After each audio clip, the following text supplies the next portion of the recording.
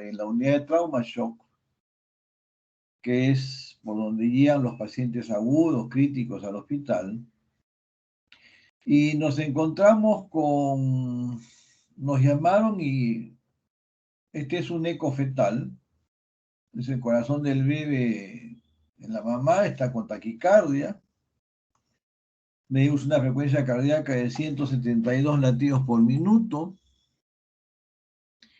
estimada por el espectro de flujo de la válvula de la arteria pulmonar del feto,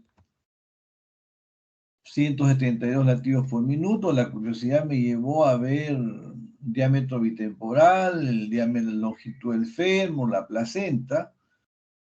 Todo estaba bien y probablemente ustedes ya están pensando que me he equivocado en presentación porque la clase era de hipertensión pulmonar. Pero definitivamente la que tiene la hipertensión pulmonar es la mamá. Tenemos acá las características anatómicas de un corazón con sobrecarga severa y aguda de las cavidades derechas, que son el crecimiento de las cavidades derechas que ven acá ustedes, ventrículo derecho, aurícula derecha, que prácticamente colapsan las cavidades izquierdas. Hay acentuación de interdependencia, que es la desviación de los tabiques hacia la izquierda.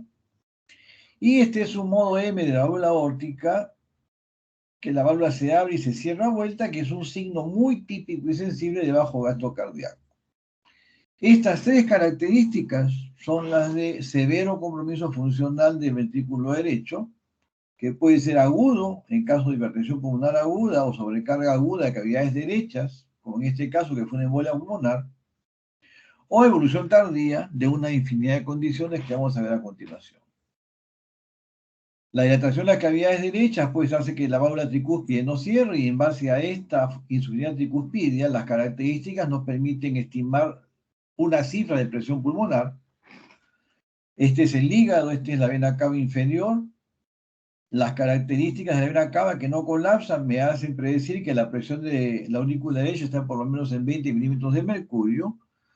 No es que esté con movimientos coreicos mientras hago este estudio, sino que la paciente estaba polipneica, estaba en un gran distrés respiratorio. Este es un eco hecho en emergencia. Probablemente por eso que las imágenes no son del todo perfectas, pero esta es la forma como encontramos a los pacientes con una de las etiologías de hipertensión pulmonar, que es la enfermedad pulmonar tromboembólica. Un caso adicional, ahora tenemos un paciente de 37 años de edad, operado de una neoplasia abdominal, una neoplasia gástrica, la cual evolucionó post cirugía de una forma pues no esperada, y acude a emergencia por aumento marcado de volumen del miembro inferior derecho y dolor torácico agudo asociado a manifestaciones vegetativas y disnea incapacitante.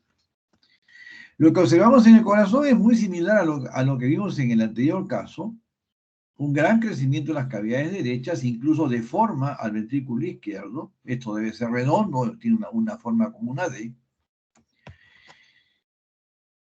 Hay una insuficiencia tricuspide importante, un severo compromiso de la contractilidad del ventrículo derecho a jugar por esta técnica que es la cuantificación acústica de bordes, técnica de ecocardiografía. Y esto es lo que en la primera clase debí ver en las cavidades derechas. Cuando se inyecta contraste salino, se pintan de blanco tanto el ventrículo derecho como la aurícula derecha. Esta franja negra que ven acá es la banda modeladora que por momentos se ve, que permite reconocer que este es el ventrículo derecho, y se ve algunos puntitos blancos en el ventrículo izquierdo y en la aurícula izquierda que indican que se abrió la fosa oval por la elevada presión que hay en el ventrículo derecho y hay un cortocircuito derecha-izquierda. Este es un signo pronóstico de muy alta mortalidad en fase aguda. La vena cava está dilatada y no siempre se puede ver el trombo prácticamente ocluyendo la bifurcación de la arteria pulmonar.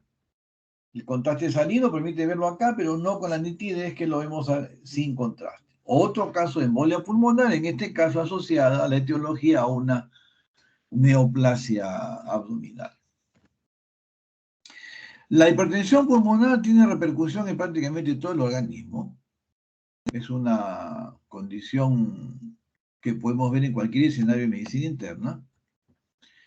Y la definición es un síndrome caracterizado por una marcada remodelación del lecho vascular pulmonar, lo cual lleva a un aumento progresivo de la carga vascular pulmonar, hipertrofia y remodelación de las cavidades derechas. La mortalidad está asociada a insuficiencia cardíaca derecha, ya han hecho ustedes la clase de insuficiencia cardíaca. Y la definición hemodinámica actual es el hallazgo de una presión de arteria pulmonar media mayor a 20 milímetros medida por cateterismo cardíaco derecho, que es el estándar. Esta es una referencia del año pasado. Los valores hemodinámicos son los niveles de presión que hay dentro de las cavidades cardíacas que se pueden medir de una forma invasiva, el estándar de oro. Este es con el catéter de Swan-Ganz para las cavidades derechas. Es un catéter que tiene un globito en el extremo final, tiene un lumen proximal, un lumen distal, un sensor térmico, que permite, conforme se ingresa a la vena cava, se infla el globito y la corriente de sangre lo va llevando por las cavidades y nos permite registrar la presión de aurícula derecha, la presión del ventrículo derecho, la arteria pulmonar y cuando se enclava, ya no avanza más, la presión capilar pulmonar, que es equivalente a la presión de la aurícula izquierda y a la presión de fin de diástole del ventrículo izquierdo. Hay una observación reciente que en los pacientes con COVID severo, estos valores no son tan exactos de las cavidades izquierdas por la vasculopatía asociada al COVID, pero hasta ahora el estándar de oro, que está en todas las publicaciones, es las medidas que le estamos presentando. Los números, vean ustedes que las presiones de las cavidades derechas en azul son notoriamente menores que las de las cavidades izquierdas en rojo. El gasto cardíaco se puede medir por un método uno de los métodos que se puede medir, termodilución, que se inyecta agua helada a 0 grados. La distancia del lumen proximal al lumen distal está seteada en una ecuación en la computadora de gasto cardíaco. El sensor térmico mide el cambio de temperatura y por ecuación numérica me permite calcular el gasto cardíaco. El siguiente valor que empleamos para el cálculo de la definición de hipertensión pulmonar es la resistencia vascular pulmonar, es decir, la resistencia que ofrece el lecho arterial pulmonar al paso de la sangre, que se calcula restando la presión media arterial pulmonar menos el capilar pulmonar por una constante dividente del gasto cardíaco. La presión media la puedo medir de la curva de presión de arteria pulmonar, la presión capilar pulmonar por la presión de enclavamiento, el gasto cardíaco por termodilución y nos da la medida de la resistencia vascular pulmonar. Esto nos permite diferenciar 3 tipos de hipertensión pulmonar. Hipertensión precapilar, es decir, el problema está localizado antes del capilar pulmonar, que son las hipertensiones tipo 1, 3, 4 y 5, que vamos a ver más adelante. Presión media debe ser más de 20. Presión capilar pulmonar menos de 15, porque no hay patología de cavidades izquierdas. Y la resistencia debe ser mayor a 3 unidades Wood. La hipertensión postcapilar pulmonar es la que característicamente secundaria a problema de cavidad izquierda. Llámese estenosis mitral, cor triatriatum, estenosis aórtica, insuficiencia mitral, cardiopatía isquémica. Todos los problemas del corazón izquierdo me llevan a hipertensión pulmonar postcapilar. En este caso, la presión media más de 20, el capilar pulmonar más de 15, pero la resistencia es menor de 3. Acá hay hipertensión tipo 2 y tipo 5. Pero existen condiciones como el conducto arterioso, por mencionar una de ellas, o la comunicación interventricular que pueden dar componente mixto, en donde tenemos presión media más de 20, capilar más de 15 y resistencia mayor o igual a 3. Tipo 2 y tipo 5 en este tipo de hipertensión pulmonar. Mencionamos que tiene que haber un remodelado vascular pulmonar, el cual se produce por alteraciones en las cascadas que tienen que ver con el trofismo y el estado vasomotor de la vasculatura pulmonar.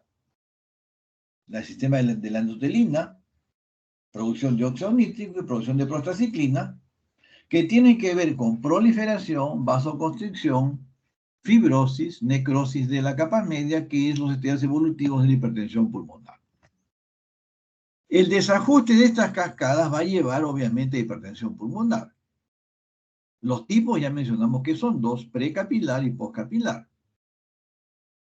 En el precapilar, grupo 1, grupo 3, grupo 4 y grupo 5, tenemos grupo 1, síndrome de Eisenmenger por cortocircuitos izquierda-derecha, hipertensión pulmonar residual tras corrección de cardiopatías congénitas. El grupo 3 son todas las enfermedades pulmonares que generan hipoxia crónica. Grupo 4, los dos casos que hemos visto, embolismo pulmonar, enfermedad pulmonar tromboembólica crónica o estenosis arterial pulmonar congénita, por mencionar algunas causas. Grupo 5, que son mecanismos no muy aclarados, como hipertensión pulmonar segmentaria o pacientes posoperados de cardiopatías congénitas complejas. La postcapilar, que es la que vamos a ver con más frecuencia, todas las cardiopatías de cavidad izquierda, difusión ventricular izquierda, sea sistólica o diastólica, miocardiopatías congénitas, lesiones valvulares, obstrucciones de la vía de salida o vía de entrada del corazón izquierdo, estrechez de venas pulmonares, toda la patología de cavidades izquierdas. Entrando en grupos específicos, en la hipertensión tipo 1 tenemos las siguientes condiciones: hipertensión arterial pulmonar idiopática ligada a condiciones genéticas igual que la hereditaria, hipertensión pulmonar inducida por fármacos y toxinas, hipertensión pulmonar asociada a enfermedad del tejido conectivo que producen vasculopatía primaria, infecciones como el VIH, hipertensión portal que lo manejan los gastros, cardiopatías congénitas con cortocircuito izquierda-derecha, parasitosis con esquistosomiasis. Los pacientes con este tipo de hipertensión pulmonar pueden o no responder a algunos tratamientos como antagonistas de los canales cálcicos. Hipertensión pulmonar con alteraciones en la vasculatura capilar pulmonar, o la hipertensión pulmonar que persiste en el recién nacido. Ustedes saben que el recién nacido nace con una elevada resistencia pulmonar que a veces no remite. Las características clínicas, síntomas y signos de hipertensión arterial pulmonar, es decir, disnea, síncope, hipertensión venosa sistémica como presión yugular elevada, hepatomegalia, edemas, llenura precoz, dolor en hipocondrio derecho, mala digestión, todos los signos de insuficiencia cardíaca derecha que ya se han conversado en semiología. Tenemos que tener síntomas característicos de las condiciones asociadas, como enfermedad de tejido conectivo, VIH, enfermedades hepáticas. Los signos ecocardiográficos están limitados al corazón derecho y se puede indagar en la historia consumo de alguna sustancia ligada a aparición de hipertensión pulmonar, que vamos a ver en detalle en la siguiente diapositiva. Algunas que se usaban para el tema de obesidad, sobrepeso, como la fenfluramina, la defenfluramina, algunos quimioterápicos de cáncer. Y el perfil hemodinámico es presión precapilar, o sea, presión pulmonar media más de 20, capilar pulmonar menos de 15 y resistencia vascular pulmonar más de 3 unidades Buch. Los fármacos o toxinas asociados a hipertensión pulmonar, los anorexígenos que ya mencionamos, metanfetaminas, agentes quimioterápicos de cáncer, algunas sustancias llamadas recreativas, mal llamadas recreativas, Algunos medicamentos muy usados para temas de congestión nasal, vía respiratoria alta, como la fenilpropanolamina, anfetaminas, agentes alquilantes que se usan para colágenopatías o algunos tipos de cáncer, antivirales directos, una serie de medicamentos que más de una vez lo podemos encontrar en los antecedentes en la historia clínica. En la hipertensión tipo 2, acá entra toda la cardiopatía del lado izquierdo. Llámese falla cardíaca con fracción de eyección preservada, falla con fracción de eyección reducida, valvulopatías cardíacas, enfermedades congénitas que llevan a hipertensión postcapilar.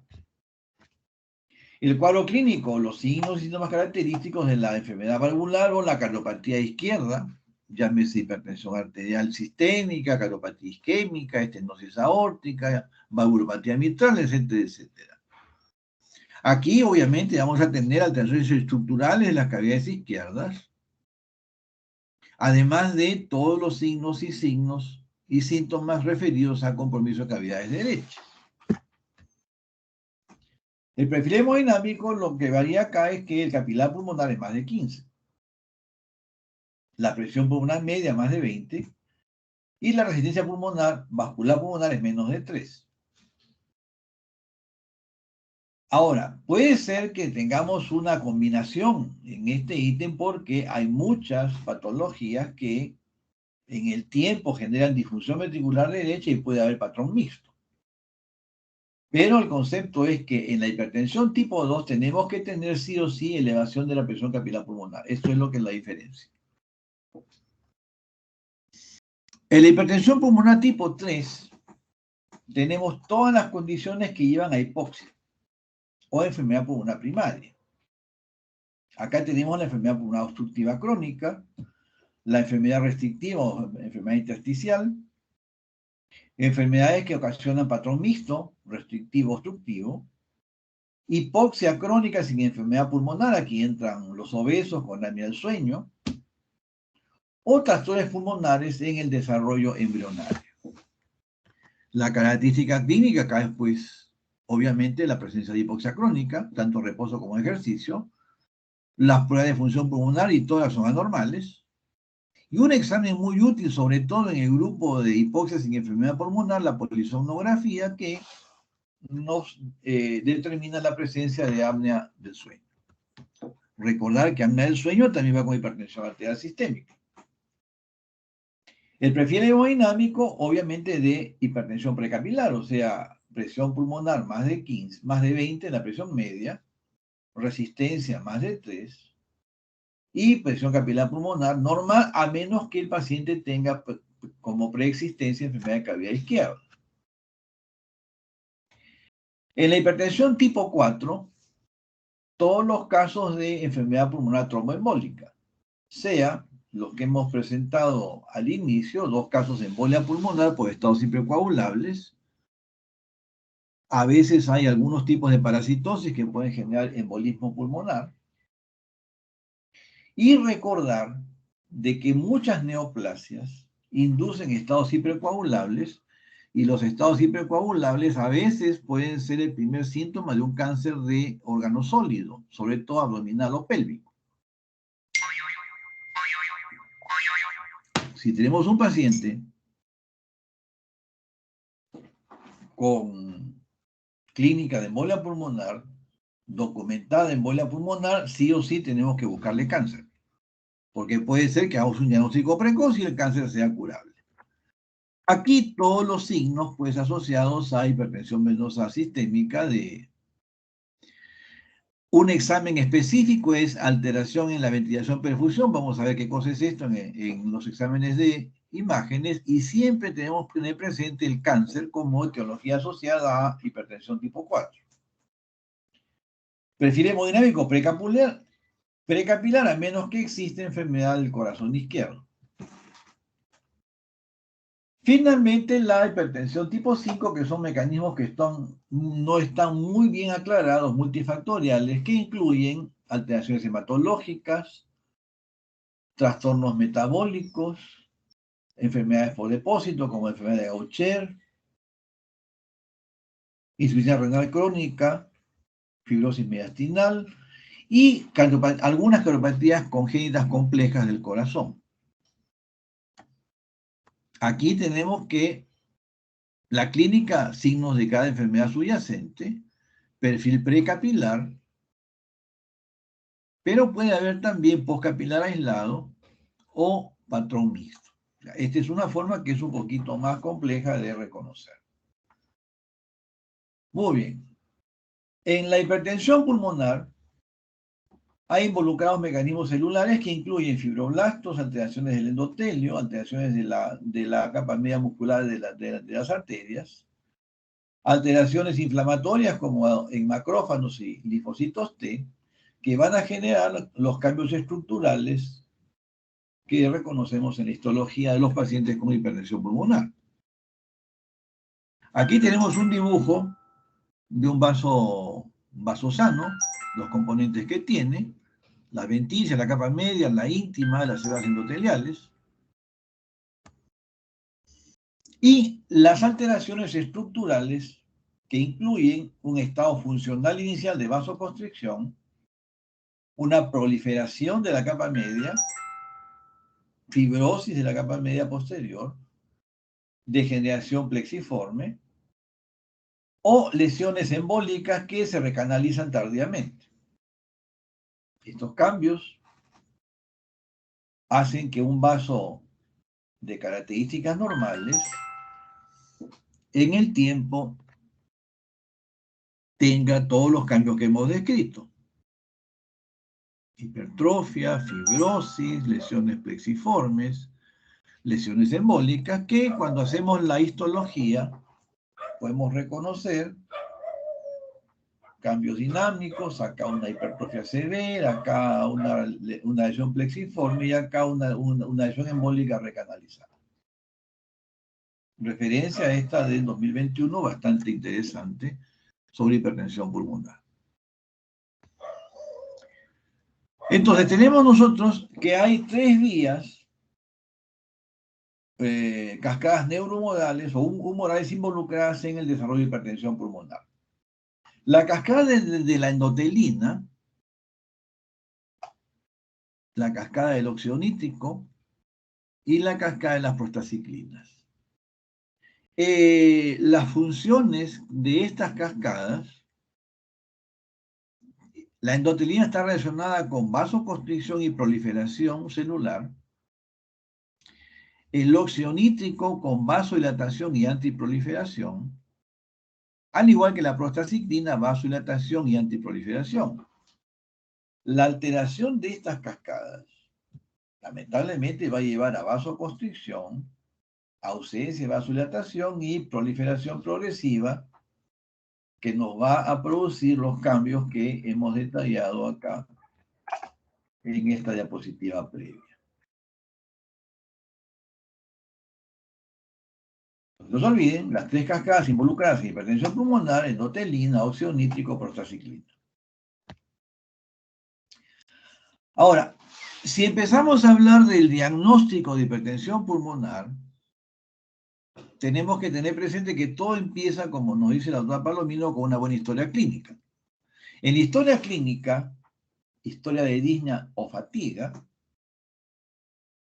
si yo no pienso mal de este signo y no reconozco a un paciente, por ejemplo, con una hepatopatía crónica, un paciente con VIH, un paciente con una colágenopatía que de repente me viene con que se fatiga, se le hinchan las piernas, si no pienso en hipertensión pulmonar, no voy a buscar pues un reforzamiento de segundo ruido, un tercer ruido derecho, un soplo sistólico tricuspidio. No voy a tener en mente descartar enfermedades del corazón izquierdo. No voy a reconocer una enfermedad pulmonar que me genere hipertensión venosa sistémica y no voy a pedir ni interpretar adecuadamente ni el electrocardiograma, ni radiografía y todos los exámenes básicos o el protocolo de estudio complementario que lo vamos a ver a continuación. Entonces, recordar, tener en mente las etiologías de hipertensión pulmonar, que son pues diversas, las 5 etiologías, estar atento a si aparece sospecha de compromiso de derecho, o sea, todos los signos de hipertensión venosa sistémica o hipertensión pulmonar, y de la sospecha empieza el plan de trabajo. Entonces, si hablamos del algoritmo diagnóstico, un momentito, tengo que entrar a registrar asistencia al ministerio, un 5.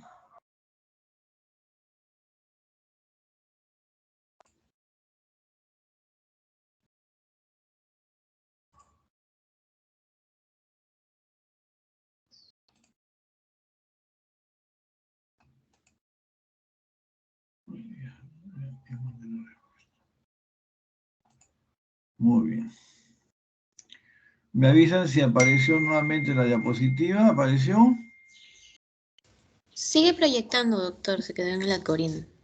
Muy bien, entonces, la sospecha de hipertensión pulmonar basada en signos y hallazgos clínicos, o síntomas y hallazgos clínicos, sospecha clínica. Si yo no tengo la sospecha, definitivamente no voy a hacer el diagnóstico. El ecocardiograma es definitivamente el examen, diríamos, que me puede discriminar si hay o no hay compromiso de cavidades derechas. Debo integrar los exámenes a solicitar con los hallazgos clínicos y ver con qué grupo de hipertensión pulmonar puedo encasillar al paciente.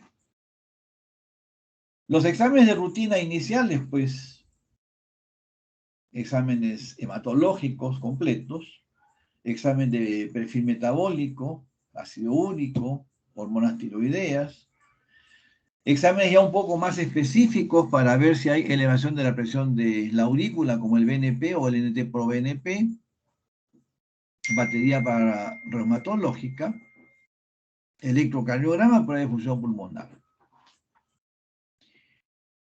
En la imagen incluye radiografía de tórax, si tengo demasiada sospecha, una tomografía computada de alta resolución. Si yo tengo alta sospecha por el hallazgo del ecocardiograma, por el hallazgo radiológico, el perfil de laboratorio, y es posible, se remite al paciente a un centro de expertos en hipertensión pulmonar o a un hospital nivel 3 que cuente con la tecnología necesaria para determinar a cuál de los grupos corresponde el paciente que estoy estudiando.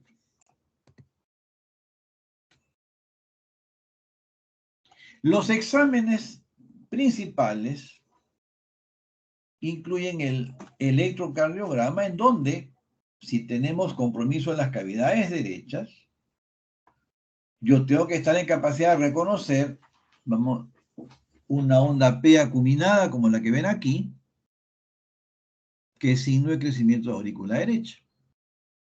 Vean esta onda P, prácticamente como una punta, mide más de 3 cuadraditos, típico crecimiento de aurícula derecha, que en la imagen ecocardiográfica lo voy a reconocer. En las derivaciones D1, ABL, B5 y B6, ustedes ya han hecho una clase de electro. Si tenemos una deflexión negativa predominante del complejo QRS, esto es signo de crecimiento del ventrículo derecho, que lo vemos en la imagen ecocardiográfica. Si yo tengo en el electrocardiograma algún indicio de patología izquierda, como una onda P con deflexión negativa o bifásica, hay que sospechar que de repente hay una estenosis mitral asociada. Pero si hablamos de los signos de cavidad derecha, S predominante en D1, ABL, B5, B6, onda P acuminada, y la repolarización en las derivaciones precordiales B1, B2, B3, negativa, sugestivo de sobrecarga de presión de ventrículo derecho. El otro examen disponible en atención primaria es la radiografía de tórax. Si en el electro encontré crecimiento de aurícula derecha, en la radiografía tengo que buscar el crecimiento de la aurícula derecha. La aurícula derecha, como ustedes saben, está conectada, pues obviamente, con el ventrículo derecho, salvo que sea una transposición corregida. Entonces debo ver la punta levantada, signo de crecimiento del ventrículo derecho. La arteria pulmonar dilatada la tengo que buscar en la radiografía, al igual que las ramas pulmonares, y debo reconocer en el pulmón oligoemia o poca sangre, que son los signos radiológicos de hipertensión pulmonar. Vean ustedes que debe haber correlación electroradiografía, ecocardiograma. Tengo que saber interpretar los exámenes que voy a pedir. Comprenderán ustedes que si no hice bien el primer paso, que es una adecuada historia clínica y examen físico, no voy a poder diseñar un adecuado plan de trabajo y mucho menos interpretar los hallazgos del examen que tenemos al frente. Algunos signos ecocardiográficos, como la evaluación de la insuficiencia tricuspidia, que la mencioné y la vimos en doble color en los primeros dos casos, la velocidad, que es lo que mide este examen, que es el Doppler. Ahora más tarde vamos a conversar un poco de ecocardiografía con nuestro grupo de práctica, me permite estimar la presión que hay en el ventrículo derecho y si le sumo la presión de la aurícula me da la presión estimada de la arteria pulmonar. En este caso la medida es aproximadamente 4 metros por segundo. Esta es escala de velocidades, metros por segundo, 1, 2, 3, 4 metros. La fórmula para calcular el gradiente es 4 veces la velocidad al cuadrado. 4 por 4 al cuadrado, 16 por 4, 64 milímetros de gradiente transcuspide. A este le sumo yo la presión estimada de la aurícula derecha, que en este caso debe ser aproximadamente 20, y tengo 84 milímetros de mercurio de presión estimada de arteria pulmonar.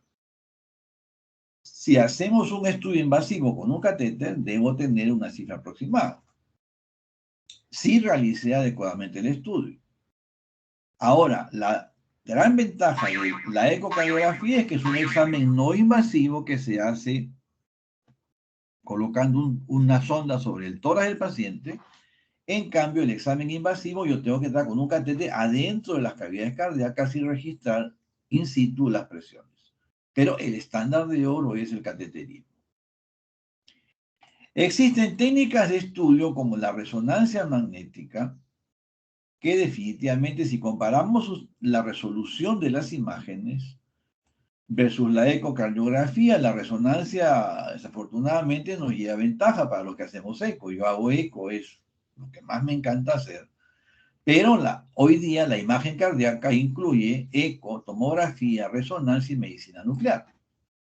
Y la resonancia magnética tiene una resolución hiper. Pero vean ustedes que lo que voy a reconocer es aurícula derecha grande, ventrículo derecho crecido, alteración en la posición de los tabiques, o sea, crecimiento y acentuación de interdependencia, crecimiento del ventrículo derecho, deformación del ventrículo izquierdo que debe ser redondo, acá lo veo como una D, lo mismo que reconozco con la ecocardiografía. Pero si no pedí adecuadamente el examen, no voy a interpretar lo que me reportan en el examen y no voy a exigir que el examen esté completo. Este es uno de los exámenes que son ya especializados. Este es una gammagrafía, ventilación, perfusión, en donde inyectamos un radioisótopo, el cual se distribuye a través de la circulación arterial pulmonar, y en donde no hay perfusión vemos imágenes claras como las que ven acá. Y se hace que el paciente respire aire con gas radioactivo, y en donde entra el aire vemos nosotros que capta radiofármaco. En este caso hay una diferencia entre la perfusión y la ventilación.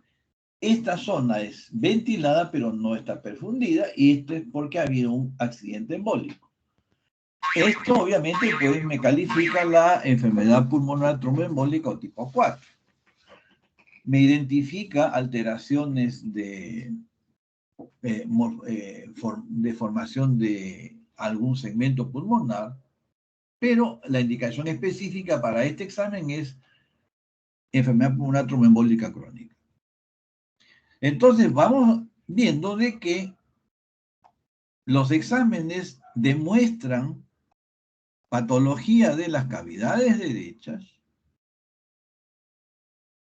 alteraciones hemodinámicas de las cavidades derechas, en concordancia con modificaciones características en los pulmones, sea por la gammagrafía o sea por la radiografía simpletora, que tenemos que estar atentos a reconocer hipoflujo pulmonar, que lo presentamos en una reunión anterior. Entonces, cuando tenemos nosotros al paciente ya en el centro de expertos, tenemos que confirmar la presencia de una colagenopatía, VIH, secuelas de hepatitis, el scan, ventilación, perfusión, esto ya es de centro experto. Un test funcional que es la caminata de 6 minutos. Simplemente hacemos que el paciente camine durante 6 minutos y medimos la distancia. Vean ustedes, 6 minutos es una capacidad funcional bastante limitada. Hay pacientes que no llegan ni siquiera a 150 metros en 6 minutos. La tomografía pulmonar, polisomnografía, angiografía pulmonar, resonancia magnética, ya exámenes pues que no están disponibles en centros primarios o hospitales nivel 1, nivel 2. Por eso es de que cuando tengo alta sospecha documentada con el eco, con el electro, con la radiografía, debo tener en mente que remitir al paciente a un centro de expertos. Ahora, del protocolo inicial en el centro de expertos, nos vamos ya al cateterismo cardíaco derecho, que sí o sí es el estándar de oro que mencioné. Obviamente ya sabemos que la presión está elevada y el esfuerzo está ahora orientado a ver si hay respuesta o no a agentes vasodilatadores, óxido nítrico, prostaglandina, adenosina o oxígeno. Si hay respuesta, es decir, cae la presión pulmonar, es un paciente que todavía tiene oportunidad de manejo médico o solucionar la condición asociada. O realizamos una prueba de provocación, es decir, un ecoestrés o una ergometría con medición hemodinámica para ver si se eleva la presión pulmonar de una forma inadecuada en el ejercicio. Un apremio fluido su ejercicio para ver la respuesta de los niveles de presión pulmonar. Con esta información pasamos a estratificar el riesgo, estratificar para qué tratamiento va el paciente y en base a la estratificación de riesgo tenemos números pronósticos. Otro caso. Tenemos un paciente o una paciente de 36 años, portador de una cardiopatia congénita que no se operó a tiempo, acude por disnea, clase funcional 3, es decir, a pequeño esfuerzo, dolor torácico y un estado presincopal. Obviamente, si no es bajo gasto cardíaco. En el electrocardiograma, si hacemos la aproximación que les comenté antes, vean ustedes, S de flexión negativa predominante en D1, en ABL, en B5 y en B6, no hay duda que tenemos problemas con las cavidades derechas. Pero observen ustedes que la onda P, en algunas derivaciones es acuminada, pero acá tiene un componente negativo muy importante. Entonces yo debo sospechar que hay alguna condición en las cavidades izquierdas asociadas en este caso. Ya sé que es una cardiopatía congénita, un cortocircuito, que generó una hipertensión pulmonar mixta. ¿Qué cardiopatía congénita es? En la radiografía de tórax, observen ustedes un gran crecimiento de aurícula derecha, signo de crecimiento aparentemente biventricular, una arteria pulmonar pues notoriamente prominente, la rama derecha se ve que acaba casi como un dedo de guante. Hay una imagen acá redondeada con una hiperrefringencia periférica que corresponde a una estructura vascular, el botón aórtico que no se ve muy grande, una sombra que se proyecta en donde está la vena cava superior, sugiriendo hipertensión venosa sistémica, y la periferia del pulmón prácticamente no tiene sangre. En el ecocardiograma vean ustedes el gran crecimiento del ventrículo derecho, prácticamente está deformando el izquierdo. Viste 4 cavidades, vean ustedes una aurícula derecha inmensa, una insuficiencia tricuspidia muy significativa, que me permitió cualificar la presión pulmonar en 105 milímetros de mercurio. Lamentablemente, una hipertensión pulmonar de grado severo, leve, presión sistólica de 25 a 50, hipertensión moderada 50 a 75, severa más de 75. La paciente tenía 105 de presión sistólica pulmonar, hipertensión severa.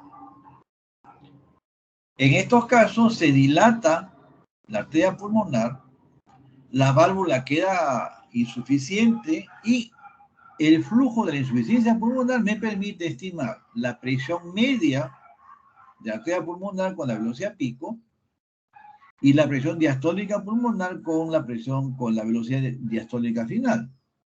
Y en base a eso calculamos una presión diastólica, una presión media de 73, sumo 20 acá, y una diastólica de 43. No hay duda que tenemos una hipertensión pulmonar severa. Y esto es lo que ocasionó todo, un conducto arterioso que debió cerrarse en la infancia, no se cerró y lamentablemente pues de lo que era un flujo derecha a izquierda, o izquierda a derecha en todo momento, ahora es un flujo bidireccional, la paciente adicionalmente tiene cianosis. Entonces, una cardiopatía congénita que genera una hipertensión pulmonar de tipo mixto, precapilar y postcapilar, conducto arterioso persistente. Este es otro caso, una paciente de 22 años, sin antecedentes de importancia, ingresa por disnea, dolor torácico, tos, esputo hueco y síncope. En el electrocardiograma, comentábamos en el grupo de práctica que hay que tener presente siempre la configuración del equipo. Y vean ustedes que ha sido registrado a 25 milímetros por segundo, el estándar, pero la amplitud de los complejos está al 50% en estas derivaciones 1, 2 y 3. Lo habitual es a 10 milímetros por milivoltio. Vean ustedes, acá está en 5. Y hay derivaciones que están en 2.5. Los equipos actuales censan si los complejos no entran por completo, se autorregula y reduce la ganancia, pero si no reparamos en este estándar, falsamente voy a suponer que el voltaje de repente es normal cuando no lo es, porque este voltaje es 4 veces lo que estamos viendo aquí. Pero vean ustedes, onda S predominante en 1, S en ABL, S en B5, S en B6, un ST descendente en B1, B2, B3, signos sugestivos de bloqueo de rama derecha. Todo me dice que hay problemas con las cavidades derechas. Y observen la onda P acuminada, crecimiento de aurícula derecha. Esta paciente, desafortunadamente, tenía un severo compromiso estructural de ventrículo derecho, derrame pericárdico, es esta franja negra posterior. Vean ustedes cómo la forma del ventrículo derecho, que debe ser redondo, está prácticamente como una D. Este es un caso de una hipertensión pulmonar primaria tipo 1. No se encontró ninguna causa, ni de cavidad izquierda, no tenía colagenopatía, no tenía hepatopatía, no tenía infecciones, no tenía ninguna condición de las asociadas a hipertensión pulmonar. Se calificó como una hipertensión pulmonar de tipo 1. Desafortunadamente, la presencia de síncope y derrame pericárdico es de muy mal pronóstico. La paciente falleció a los 6 meses que hicimos el diagnóstico. 22 años, hipertensión pulmonar primaria. Vean ustedes, crecimiento de cavidad derecha, acentuación de interdependencia, insuficiencia tricúspide, y vean las cavidades izquierdas, pues prácticamente están colapsadas por la geometría y dimensión de las cavidades derechas.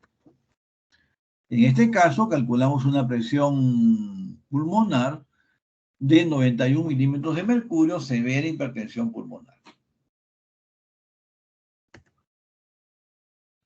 Entonces, el ecocardiograma es una herramienta diagnóstica muy útil que nos permite calificar alteraciones estructurales como crecimiento del ventrículo derecho, que es mayor que el izquierdo, alteraciones en la morfología del ventrículo izquierdo, el septum se hace recto,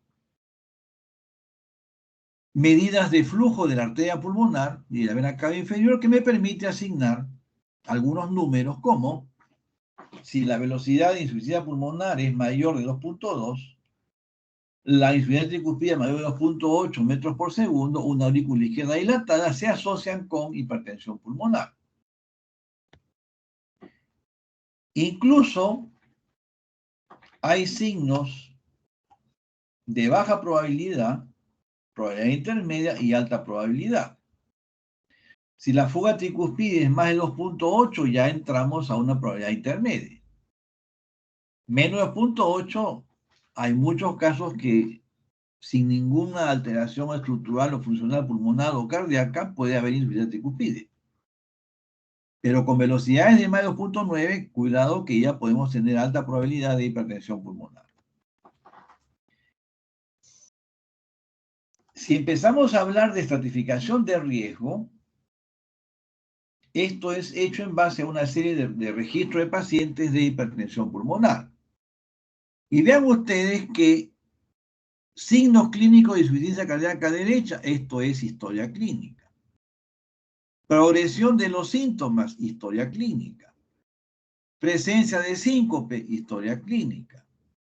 Capacidad funcional, según la OMS, clase 1, 2, 3 o 4, historia clínica. Test de caminate 6 minutos. Este es un procedimiento muy sencillo. Que vean ustedes que si el paciente camina menos de 165 metros en 6 minutos, pues definitivamente tiene alto riesgo de mortalidad. Ahora, hay ya exámenes especializados como test de esfuerzo cardiopulmonar, mediciones de NT-proBNP, ecocardiografía o resonancia, técnicas de imagen o cateterismo derecho, que esto ya es patrimonio de centros especializados. Pero si en atención primaria no sospecho yo el síndrome o la condición hipertensión pulmonar, pues no voy a poder hacer la referencia adecuada y tampoco hacer un diagnóstico pues, de hipertensión pulmonar y referir al paciente para ver si califica para alguna estrategia terapéutica. Entonces, cuando tenemos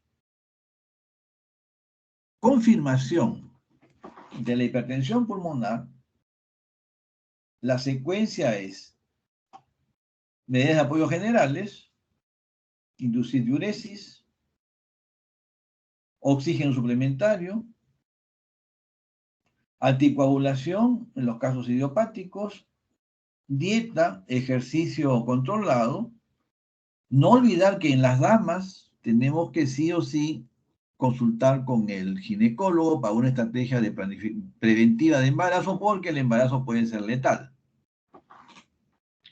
Si sospechamos alguna etiología ligada a los genes, asesoría genética, la vacunación que corresponda, y en el centro de expertos vemos si hay o no hay respuesta vasodilatadora. En base a la respuesta o no a la prueba de vasodilatación, que se hace, como mencioné, en el cateterismo, con adenosina, oxionítrico, oxígeno. Aplicamos algunos scores de riesgo. El que más se emplea es el estudio REVEL, que vamos a ver a continuación. Si el paciente tiene una respuesta vasodilatadora positiva, que significa que la presión media pulmonar cae más de 10 milímetros o valor absoluto menos de 40, no hay caída o aumento del gasto cardíaco, el paciente empieza tratamiento con antagonistas de los canales de calcio. Y se va ajustando progresivamente hasta encontrar la dosis óptima y reevaluamos el caso en un año. Entonces, vean ustedes que confirmada hipertensión pulmonar, sí o sí, test de vasodilatación en hemodinamia, que eso es obviamente el centro experto. Calificación del riesgo con un score que ha sido producido en base a los registros de pacientes. Tenemos el registro de los europeos, el registro francés, el registro Compera, el registro de Suecia y el registro REVEL, que incluyen miles de pacientes. Y en base a las características que hay en estos pacientes, vamos a ampliar un poco esto. Vean ustedes, diagnóstico de hipertensión pulmonar, características demográficas, la clase funcional según la OMS, la caminata de 6 minutos, el consumo de oxígeno, el nivel de BNP, el tamaño de la aurícula, el tamaño, la presión de la aurícula derecha, cómo está el índice cardíaco, resistencia pulmonar, presión sistólica arterial, frecuencia cardíaca, si hay o no derrame pericárdico, función renal, si ha sido hospitalizado o no por hipertensión pulmonar. A esto se asigna puntuación y se producen los diferentes scores de calificación. El score REVEL, que es en base a este registro, que incluyó todos los parámetros que vemos acá, nos dice que dependiendo qué grupo, 1, 2, 3, 4 o 5, se le asigna una puntuación de 1, 2 o 0. Vean ustedes que la sociedad de hipertensión portal y la familiar son las que tienen peor pronóstico. Mencioné que en algunos escenarios clínicos, por no decir en todos, los cardiológicos, tenemos que saber cómo están los órganos filtro, función renal, función hepática, función pulmonar. La función renal, sí es normal, pero cuando hay insuficiencia renal, empiezan los problemas. La edad, que es inevitable, asigna una puntuación de 2. ¿Qué clase funcional está el paciente? ¿Qué es historia clínica? Clase 1, clase 2, clase 3 o clase 4, vean ustedes que es muy diferente la puntuación. ¿Cómo está la presión sistólica? Cuanto más baja es la presión sistólica, peor pronóstico. ¿Cómo está la frecuencia cardíaca? Cuanto más elevada está, por encima de 90, peor pronóstico. El test de caminata en 6 minutos. Cuanto menos distancia recorre el paciente, peor pronóstico. Los niveles de NT-proBNP, presencia o no de derrame pericárdico en el eco, vean ustedes si hay derrame, el pronóstico es peor. Pruebas de función pulmonar, si son normales o no. Presión media de aurícula derecha y cómo se encuentran las resistencias vasculares pulmonares. Con toda la información que comprenderán, hay muchas que son ya de centro de expertos especializados, aplicamos el score y nos da riesgo de mortalidad o de sobrevida a un año. Hablamos de pacientes severamente comprometidos cuando desarrollan hipertensión pulmonar que ya tiene semiología clínica.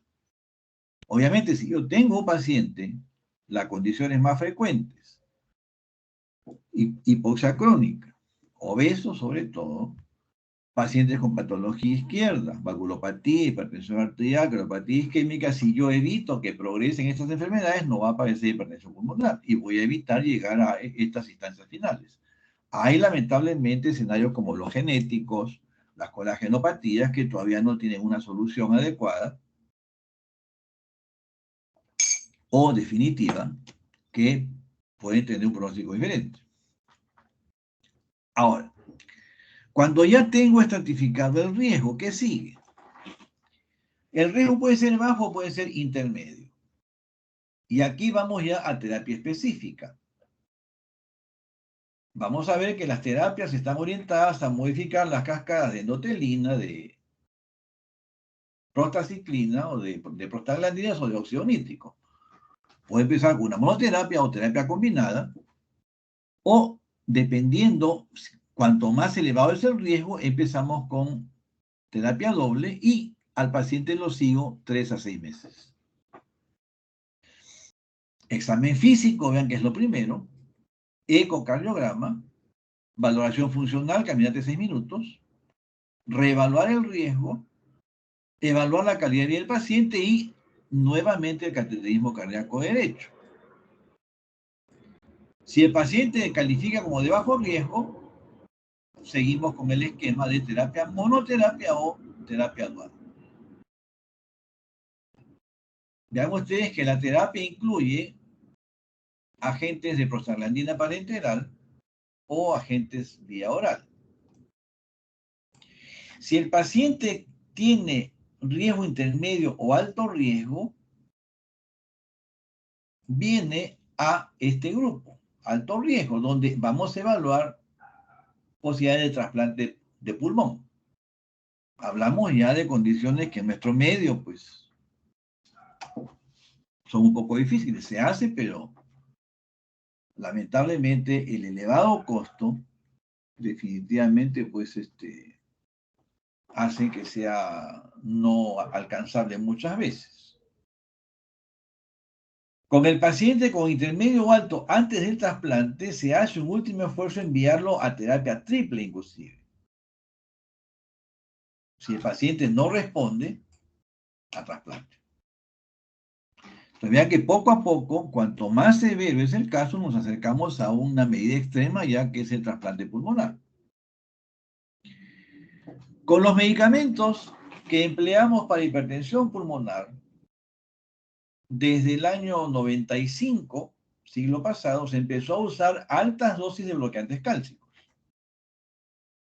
Si hablamos que el nifedipino, por ejemplo, en la dosis que utilizamos para hipertensión arterial, 20 miligramos cada 12 horas, hay efectos secundarios muy importantes. Con el verapamil o lilteazem, en dosis promedio hay estreñimiento, tendencia al sueño. Acá usamos altas dosis. Vamos a ver los números de dosis que usamos. En el 2001 aparecen los antagonistas de endotelina, el bosentan. Al poco tiempo, los que actúan a nivel de prostaglandina, teprostinil y lopros. En 2005 aparece el sildenafilo, inhibidor de teasa 5, utilizado inicialmente para hipertensión arterial, enfermedad coronaria. No funcionó, pero el efecto secundario en la función eréctil hace que hoy día se use para disfunción eréctil, al igual que el tadalafilo.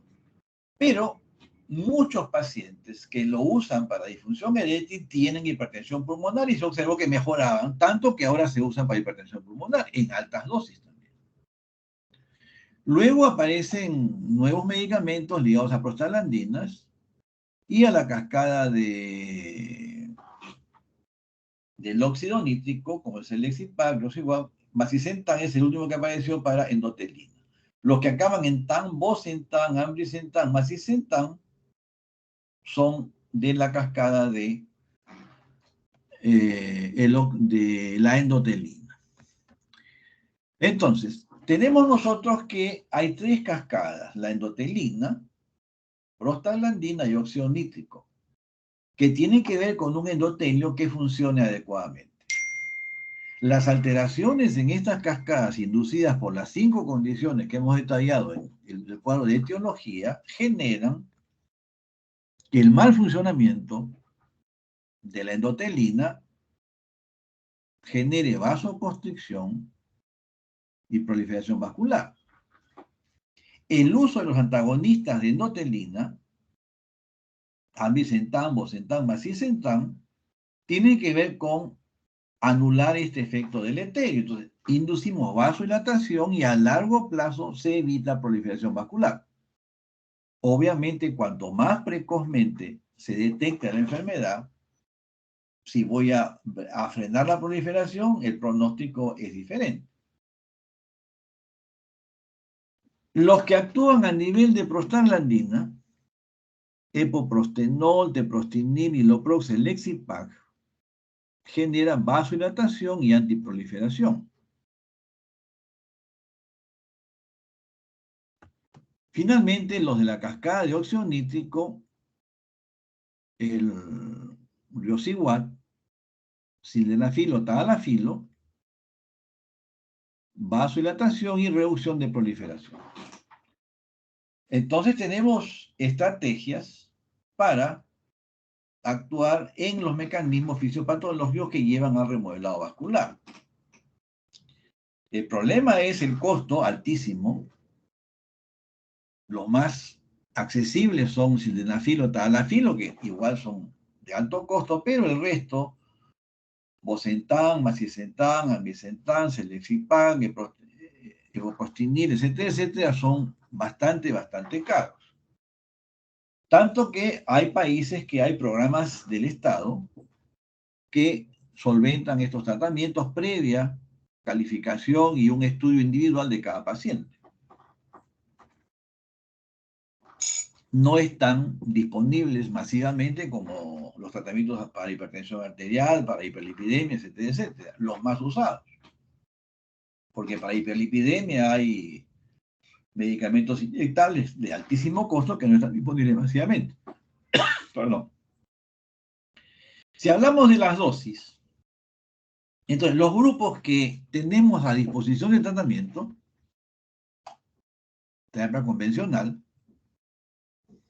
inhibidores de la fosfodiesterasa 5, sildenafilo, tadalafilo, estimulantes de la guanilciclasa, Rosiguat, esto tiene que ver con mejorar la producción de óxido nítrico, análogos de prostaciclina, epoprostenol, teprostinil y lopros, agonistas del receptor de prostaciclina, el Selexipag, y agonistas del receptor de endotelina, ambrisentan, macitentan y bosentan. ¿Cuáles son las dosis?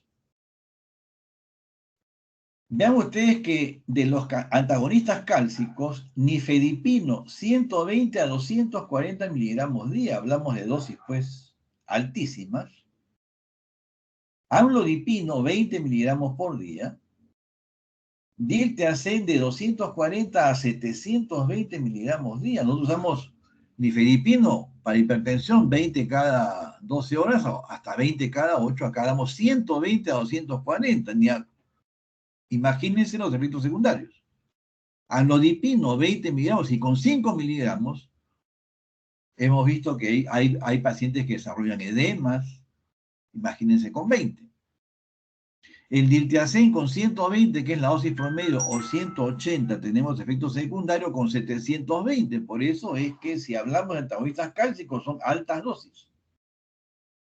Y si recordamos que uno de los criterios pronósticos es hipotensión, acá lo tenemos, presión sistólica menos de 110, 240 miligramos de nifedipino con esta presión arterial. Es un escenario pues más que desafiante. Obviamente no es para un centro primario, es para iniciar tratamiento, vigilar al paciente en un centro especializado y ir titulando dosis hasta que el paciente tolere. Si hablamos de los antagonistas de endotelina, ambrisentan 5 10 miligramos día, bosentan 125 miligramos día, cada 12 horas, perdón, macitentan 10 miligramos día, y inhibidor de la fosfodiesterasa 5, sildenafilo, 20 miligramos cada 8 horas. Tadalafilo 40 al día, no quiero pensar los efectos secundarios que tienen estos pacientes. Estimulantes de guanilciclasa cada 8 horas, y es muy caro. Análogos de prostaciclina, definitivamente pues los tratamientos vía oral no están fácilmente accesibles. Solamente contaríamos con relativa disponibilidad antagonistas cálcicos, inhibidores de fosfodiesterasa 5. El resto, lamentablemente, tiene que ser a través de programas especiales, tanto del seguro social, seguro público o seguros privados. Previa evaluación, informe completo del paciente. ¿Qué conseguimos? Con la fosfodiesterasa 5, vean ustedes que cuanto más alta dosis, 80 miligramos de sildenafil al día, mejoría en la caminata de 6 minutos. Y vean ustedes que estos son metros. 10, 20, 30. O sea, hacer que el paciente camine 70 metros más en 6 minutos es uno de los objetivos que se consigue. Si no damos nada, el paciente no mejora. Si damos la dosis más alta, se consigue que el paciente mejore hasta 60, 70 metros de caminata. Igual es un paciente que está muy limitado, pero entre que esté sentado en el sillón o por lo menos camine unos metros más, mejora indirectamente calidad de vida. Pero el escenario es pues bastante complicado. Con la terapia combinada más el Lexipac, vean ustedes que con monoterapia, si tenemos acá pacientes libres de eventos, o sea, hospitalizaciones por falla derecha, no damos nada. Hay poco tiempo que el paciente está sin ingresar al hospital. Dosis baja o dosis alta, hay una mejoría, pero de todas maneras, la curva es igual de desalentadora conforme pasan los meses, a 3 años. Imagínense el caso que vimos de 22 años, si hubiésemos tenido esta opción, le ofrecía 36 meses nada más. 25 años. Terrible. Aquí tenemos el Selexipac, otra estrategia también, 36 meses hay disminución de los eventos, pero la curva es igual de desalentadora a mediano plazo. Pero hay una ligera mejoría, obviamente, con la intervención terapéutica. Con la terapia de combinación, si asociamos deterioro clínico, este es un metaanálisis, vamos a aumentar. Los metaanálisis analizan infinidad de estudios. Todo lo que está acá con mayúsculas son ensayos clínicos, hechos en hipertensión pulmonar. Vean ustedes, lo que se busca es reducir eventos. Acá la monoterapia, acá la combinación. La combinación se asoció con menos eventos. Si hablamos que un medicamento es caro, imagínense combinar medicamentos, el costo es mucho más alto. Cuando analizamos el riesgo de eventos finales, igual, combinación fue mucho mejor. Monoterapia, prácticamente ningún ensayo fue a favor de la monoterapia. Entonces, cuando hablamos de tratamiento de hipertensión pulmonar, si con un medicamento conseguimos mejorar parcialmente la capacidad funcional, con los medicamentos más recientes conseguimos reducir la cantidad de eventos, la combinación de medicamentos pues mejora el pronóstico funcional, porque con la sobrevida todavía no hay algo contundente, pero por lo menos mejora la capacidad funcional. Y vean ustedes, caminate 6 minutos. Igualmente, vamos a aumentar, todos son ensayos clínicos. En este caso, lo que se evaluó es mejoría en la caminata de 6 minutos. La monoterapia prácticamente sin efecto. La combinación mejoró parcialmente la caminata de 6 minutos. Entonces, mejoría funcional con terapia de combinación.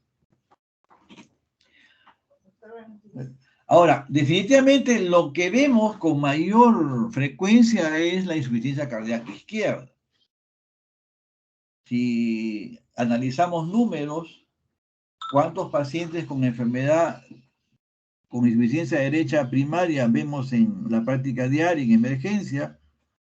La gran mayoría son falla cardíaca izquierda, ya han hecho clase ayer de insuficiencia cardíaca. Y si analizamos el pronóstico, riesgo de mortalidad en pacientes con falla cardíaca sistólica, uno de los tipos que es falla cardíaca con fracción, ahora se denomina fracción de eyección reducida, aquí se han analizado una serie de variables volumen de aurícula izquierda, volumen de fin de diástole de ventrículo izquierdo, volumen de fin de sístole, fracción de eyección, masa ventricular izquierda, índice de masa, esfericidad del ventrículo, parámetros diastólicos, reacción EA, Doppler tisular, velocidad E, velocidad de anillo mitral, presencia o no de insuficiencia mitral y, ojo, presión sistólica de arteria pulmonar, desplazamiento del anillo tricuspide en sístole, un índice de función ventricular derecha cuestionado hoy día por los últimos estudios, pero se evaluó que de lo que tiene significancia estadística pronóstica contundente, es decir, los que tienen más ceros, vean ustedes que los dos que evalúan función ventricular derecha, altamente significativos. Entonces, en los pacientes que vemos en el día a día con falla izquierda, y no estoy atento a estudiar y a exigir que me reporte el ventrículo derecho, se me va el diagnóstico de hipertensión pulmonar tipo 2. Y si no tratamos adecuadamente, sabemos que cuanto más elevada sea la presión pulmonar y cuanto mayor deterioro tengamos en el ventrículo derecho, definitivamente el pronóstico de vida se altera significativamente. Muy bien. Entonces, nosotros hicimos un trabajo hace algunos años sobre 515 pacientes. El escenario fue coma pulmonar, hipertensión pulmonar tipo 3. Y lo que buscamos eran cuáles eran las características que me permitían calificar la severidad del compromiso en estos pacientes. Porque si bien es cierto, hay que hablar de lo que está publicado, también de lo que se hace, ¿no? Y este es algo que hicimos. Teníamos una base de datos, que es bueno tener siempre base de datos, todo lo que hagamos. Ingresé con pulmonar, me salieron 515 pacientes. Pusimos con pulmonar hombres, con pulmonar mujeres, y me salió en la introducción del trabajo. Y buscamos tres características: si había crecimiento de las cavidades derechas, si había o no acentuación de interdependencia y si había o no signo de bajo gasto cardíaco. La combinación de estas tres características, o sea, crecimiento de cavidades derechas en eje corto y en 4 cámaras, la acentuación de interdependencia definida como la desviación de los tabiques interauricular o interventricular hacia la izquierda, entonces el ciclo cardíaco en ausencia de constricción pericárdica, porque esto altera mucho, y la presencia de bajo gasto cardíaco. Cierre progresivo de válvula aórtica en ausencia de obstrucción de vía salida del ventrículo izquierdo y dimensiones reducidas de cavidades izquierdas. Tenía que tener sí o sí la reducción, pero por la acentuación de interdependencia. Si recordamos el primer caso, el punto 1 es crecimiento de cavidades derechas, que lo ven acá. El punto 2, acentuación de interdependencia, que lo ven aquí. Y el C, bajo gasto cardíaco. Entonces calificamos la severidad del diagnóstico de hipertensión pulmonar leve, si solamente había crecimiento de cavidades derechas, moderado si tenía crecimiento y acentuación, y severo, crecimiento, acentuación de interdependencia y bajo gasto cardíaco. Si yo tengo bajo gasto cardíaco, semiológicamente, ¿cómo que se traduce esto? No estoy comparando, de repente es una ofensa a la ciencia compararme con una publicación internacional validada, indexada y todo lo demás. Pero si vamos a el score Rebel, vean ustedes, si el gasto cardíaco es bajo, obvio que la presión sistólica va a ser baja y la frecuencia cardíaca va a estar elevada. Es historia clínica. Si tenemos bajo gasto cardíaco, la capacidad funcional va a estar reducida, de 6 minutos. Si tenemos elevada la presión de aurícula derecha, el BNP va a estar elevado.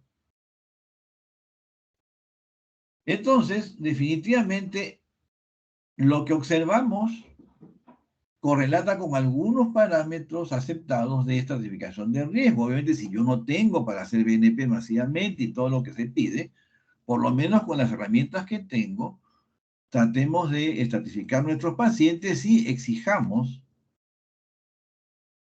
tener todo el recurso tecnológico para que los diagnósticos sean pues los más adecuados, ¿no? Bueno, y una de las satisfacciones que hay es que cuando se trata de hacer algo y se presenta afuera, a veces pues esto fue en Rodas, en Grecia.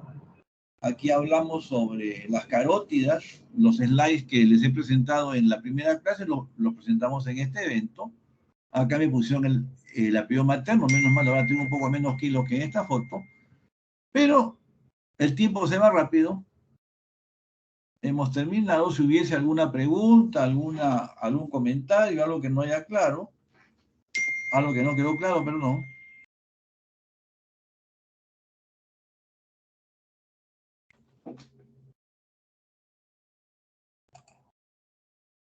¿Me escuchan?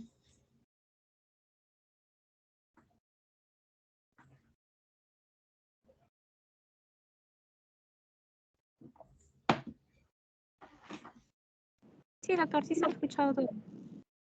¿Alguna pregunta que tengan? ¿Algo que haya que aclarar?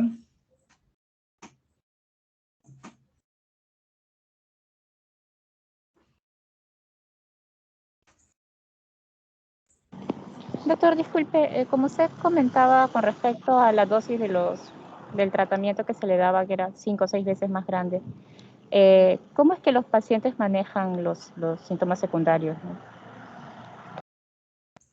Bueno, en todo medicamento, ayer el doctor Ríos les ha comentado en el tratamiento de insuficiencia cardíaca que hay una terapia escalonada en cuanto a dosis. Uno empieza con una dosis, por lo general empezamos siempre con bajas dosis.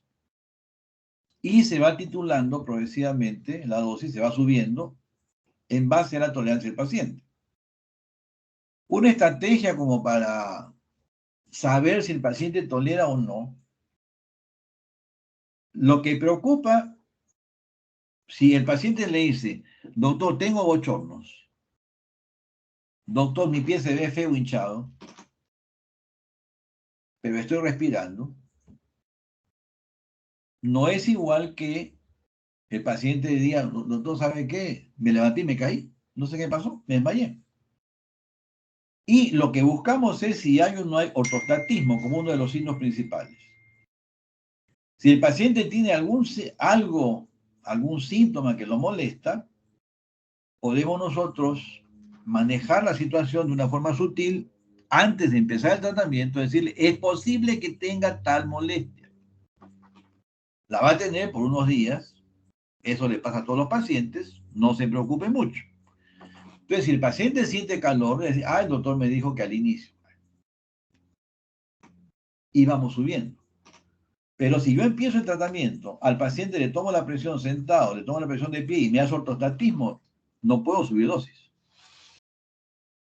Si el paciente tiene un efecto secundario, pero yo ya le advertí, el paciente como que lo acepta o si lo siente, entiende de que al inicio puede tener síntomas, yo le puedo ir subiendo la dosis, pero buscando ortostatismo, si no hay, prosigo con el incremento. El otro parámetro es que la respuesta refleja una caída de presión importante, es que sube la frecuencia cardíaca. Esto puede estar enmascarado por el nifedipino, que genera pues taquicardia, o por el diltiazem, que genera bradicardia. Entonces tengo que anotar yo con qué frecuencia cardíaca comencé, y si el paciente cuando lo pongo de pie, la frecuencia cardíaca sube en forma refleja más de 10%, cuidado. Entonces la idea es ir subiendo poco a poco las dosis. No podemos empezar de frente con la máxima dosis, porque hay que tener en cuenta que son pacientes muchas veces hipotensos, como lo pone la escala de riesgo. Entonces, si estamos en el escenario de hipertensión pulmonar, la dosis empezamos con la dosis más bajas y vamos subiendo poco a poco hasta alcanzar la dosis meta.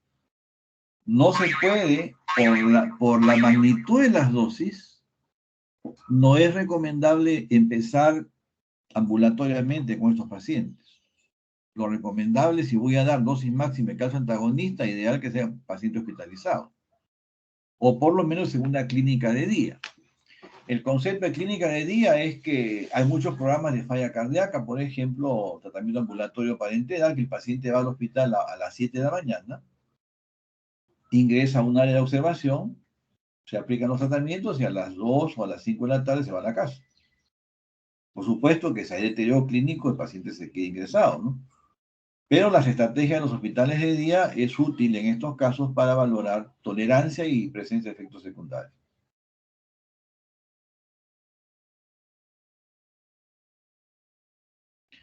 Ahora, si hablamos de los costos de los medicamentos nuevos, llámese los que actúan en prostaglandina, endotelina, óxido nítrico, son miles de soles semanales, ¿no? Es costosísimo.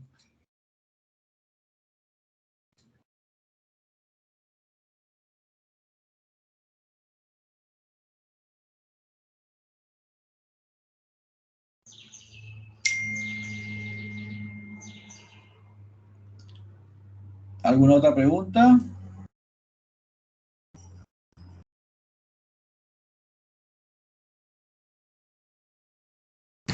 Doctor, me parece que no hay otra pregunta. Muy bien.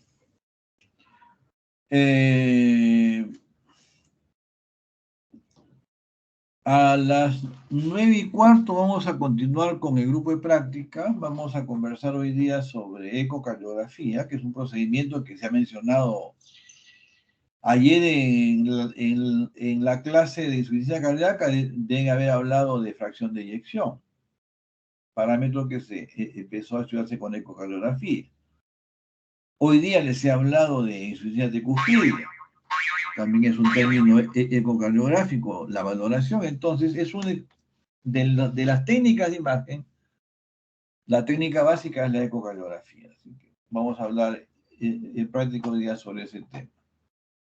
Muy bien, entonces el próximo martes o lunes, no recuerdo bien, tenemos la tercera clase sobre enfermedades miocárdicas, que es otro tema también bastante interesante, poco frecuente, pero ayer llegó al hospital un caso de un paciente de 35 años con una taquicardia ventricular, paciente aparentemente sano. Hicimos una actividad que yo la bauticé como la perla de mediodía, porque justo el residente a las 11:30 mandó un electro y empezó a conversar todo el mundo, incluso colegas que están capacitándose en México en este momento empezaron a comentar. Y al final es un paciente que parece que es una displasia primogénica de ventrículo derecho, es una enfermedad miocárdica primaria, causa de muerte súbita en deportistas, que su primer síntoma serio fue una taquicardia ventricular con compromiso hemodinámico. Es decir, con la taquicardia tuvo dolor torácico, tuvo disnea y tuvo un estado presincopal. Requirió cardioversión eléctrica y en el eco después de la cardioversión se encontraron unas alteraciones muy sospechosas de displasia primogénica del ventrículo derecho.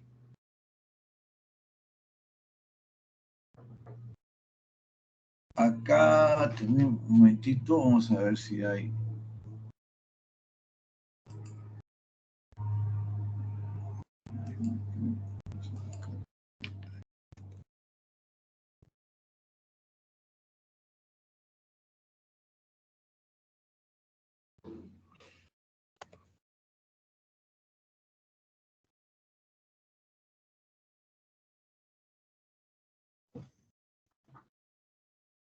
Vamos a ver si se abre la presentación. Un momentito.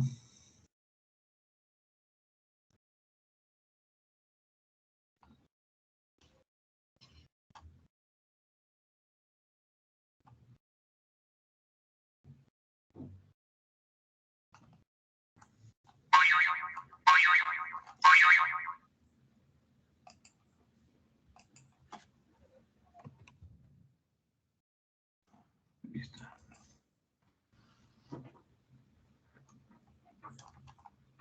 Muy bien. Este es un caso que estudiamos en el hospital. Acá está. Me avisan cuando aparezca la presentación.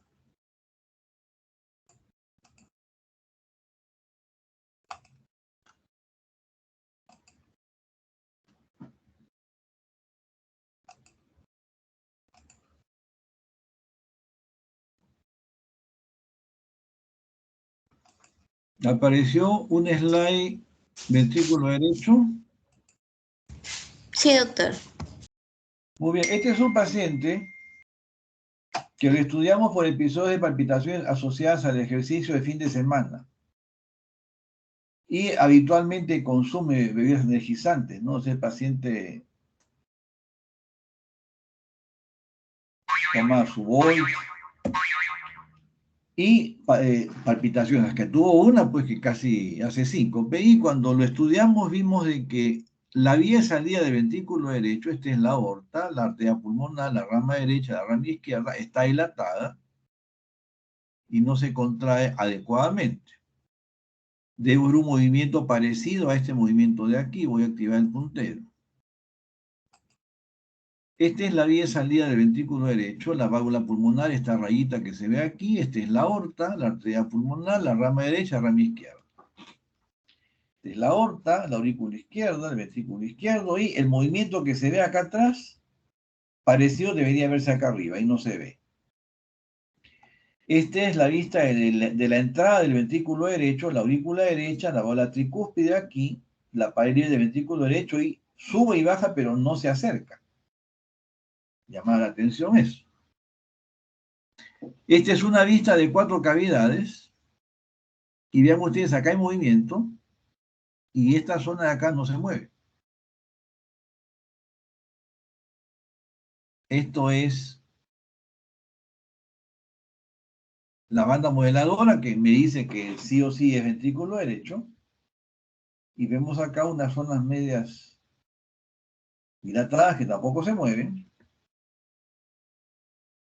Y cuando analizamos la función, dilatación del tracto de salida, la fracción de ventrículo derecho, que debe ser 45%, ya 25%, había alteraciones en el llenado de la tricúspide, alteraciones en las velocidades del anillo tricuspidio. Este caso fue sospecha de displasia de ventrículo derecho. El problema es que si yo no pienso que las palpitaciones pueden ser secundarias a una arritmia, y una de las arritmias potencialmente letales son las displasias de ventrículo derecho o la taquicardia ventricular, o yo recibo un paciente que ya viene con una taquicardia ventricular y no pienso que el ventrículo derecho puede ser el afectado, no voy a estar atento a buscar estas condiciones. De este tema es que va a ser la clase de el día, la última clase, ¿no? Porque hay enfermedades primarias del ventrículo izquierdo, otras del ventrículo derecho y otras que afectan los dos ventrículos. Hay infinidad de tipos, que es el tema de la siguiente clase. Pero la anécdota es pues que ayer, justo a mediodía, nos llegó ese electro y estuvimos discutiendo hasta la noche que presentaron el eco, y el eco era muy parecido a este. Entonces, hoy día se le va a hacer una tomografía, pero idealmente se hace una resonancia magnética, porque yo les puedo decir de que acá hay miocardio, pero la resonancia me dice, el miocardio está sano, acá está enfermo porque hay fibrosis o porque hay infiltración grasa. Eso es lo que caracteriza la resonancia. Por eso es que tenemos que saber qué tipo de imagen pedir en cada caso y qué sospechar. Otro caso muy interesante, por ejemplo, ya que estamos con el ventrículo derecho, hipertensión pulmonar.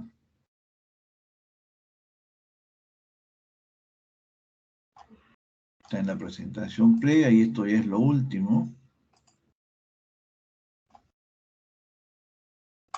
Muy bien.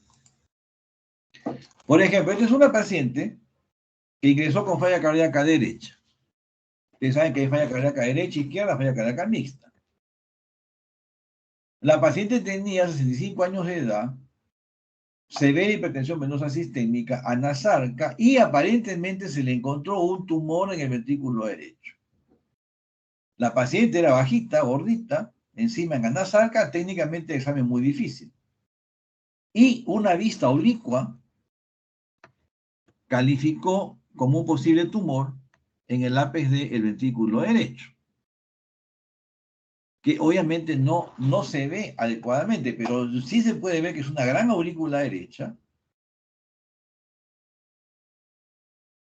La aurícula izquierda no está tan colapsada, pero si el observador no hace vistas adecuadas, no vamos a descubrir que la mitad del ventrículo derecho está pegado, la mitad inferior es como un globo, y esto es una miocardiopatía restrictiva del ventrículo derecho. Una vista oblicua calificó esto como una masa. Entonces, cuando me presentaron el caso, me llamó la atención las vistas, hicimos el estudio y encontramos que era una miocardiopatía primaria de ventrículo derecho, un caso extremadamente raro. Y la indicación fue resonancia magnética con contraste de gadolinio para ver si había o no fibrosis en esta zona. Lamentablemente no se hizo adecuadamente la orden. En el hospital no se hace resonancia. Fue heroico que el CIS reconozca la resonancia. Y el día que le hacen la resonancia a la paciente, me llama la doctora, porque es muy amiga. Doctor Menday, su paciente no tiene tumor. ¿Cuál paciente? Digo. La señora fulaneta, no, doctora, ese es para miocardiopatía primaria de ventrículo derecho. ¿Le hizo gadolinio? No, no me ha pedido. Pues si yo no pido adecuadamente la técnica de examen para ver lo que necesito ver, el procedimiento no me ayuda. Regresando al tema de hipertensión pulmonar, si yo no sospecho hipertensión pulmonar, no voy a hacer todo el tamizaje diagnóstico. Y hemos visto que es una enfermedad que tiene, pues, mortalidad importante cuando el paciente llega tarde. Entonces, si hay un mensaje de la clase es recordar las etiologías, los 5 tipos, y si el paciente tiene una disnea que no me explico, una fatiga que no me explico y signos de hipertensión venosa sistémica, tener en mente que puede tener hipertensión pulmonar y buscar. Si no buscamos, no vamos a encontrar nunca el problema. Muy bien, creo que ahora sí terminamos. Doctor, muchas gracias. Voy a pedirle a mis compañeros que por favor abran su cámara para poder pasar la asistencia. Ya, o sea, no cierro todavía, ¿no? No, por favor. Ya, ok.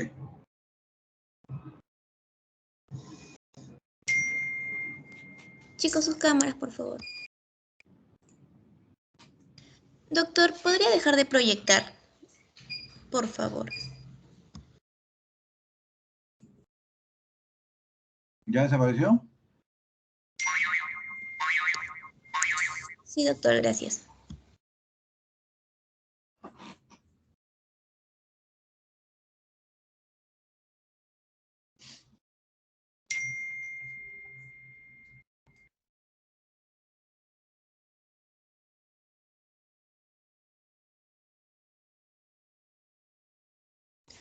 Gracias, chicos. Muchas gracias, doctor.